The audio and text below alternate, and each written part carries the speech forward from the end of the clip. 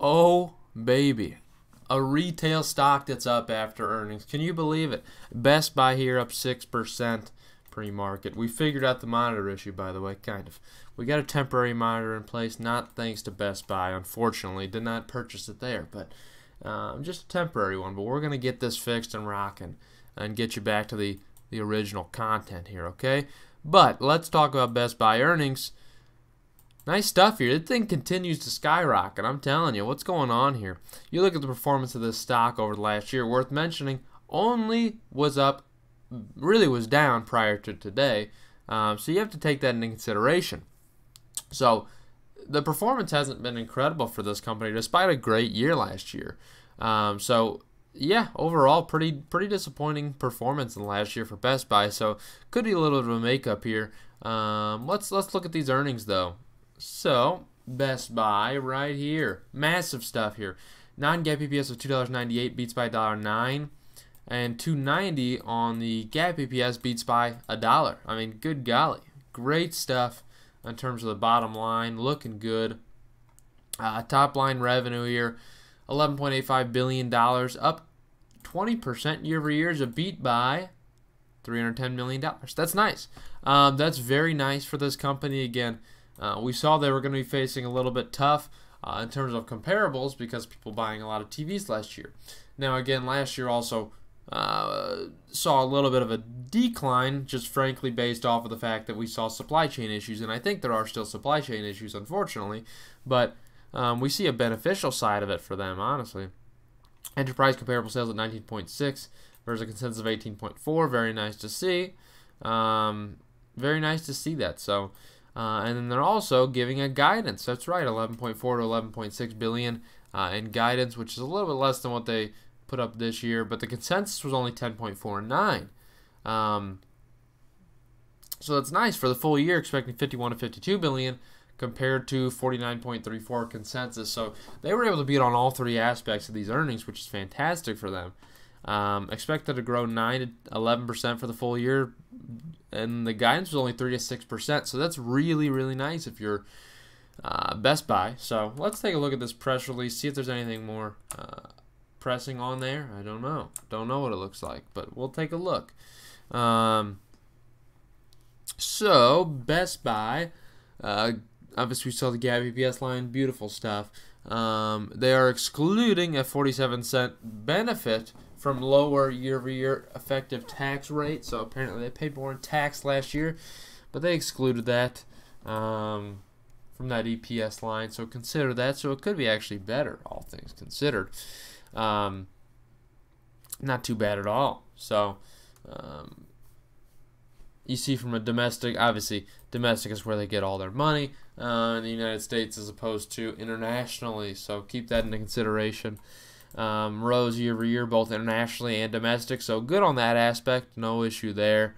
One thing obviously you need to note here, online sales declined 28%. Not the right direction, but again, you look, in 2021, they rose 242%. So normally to see a decline like this, I'm surprised the stock's up, honestly, because typically Wall Street will pinpoint one thing. Typically right now with these retailers, traditional retailers, they're pinpointing online sales. And when that doesn't hit their expectation, they've been really poo-pooing these stocks. But 28% decline here, kind of disappointing if you're me. Because again, this is the future here is e-commerce, so they're going to need to get that developed. But I think they had a great head start with last year, so keep that into consideration. So one thing you need to consider there. GAAP operating income as a percentage of revenue rose.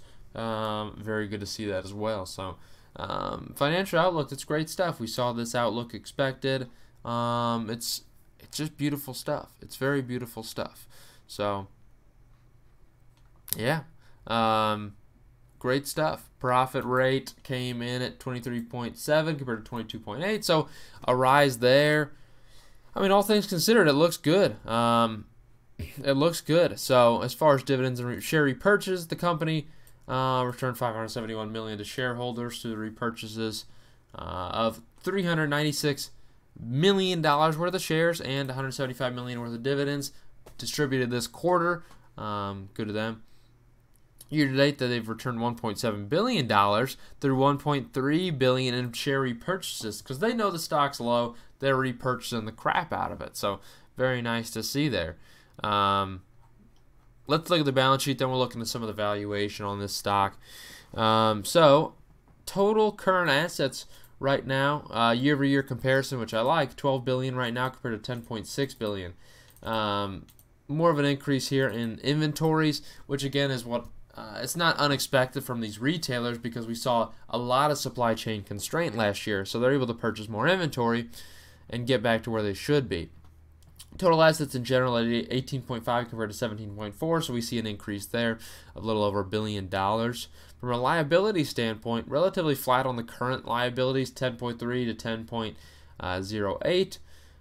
And total liabilities in terms of long-term debt here rose by about twice as much, but shareholder equity actually saw a pretty decent increase here, $4.3 billion compared to $3.7 billion. So we saw an increase in shareholder equity. Not a bad balance sheet for a retailer. We see retailers typically, it's a lower margin business, so that's where you see an issue with the balance sheet typically. It's low margin, but in terms of valuation of this stock, prior to today, this is a stock trading at a 13 PE ratio, which is incredibly low, and a market cap here of only $29 billion only accounts for half the sales that they'll be getting this year. I mean, in my perspective, that's darn cheap. That's darn cheap. Best Buy is trading very cheap. So keep that into consideration. And again, a yield of 2%. Not a bad pickup, all things considered, if you're a value investor. This is a very undervalued stock in comparison to the majority of the market.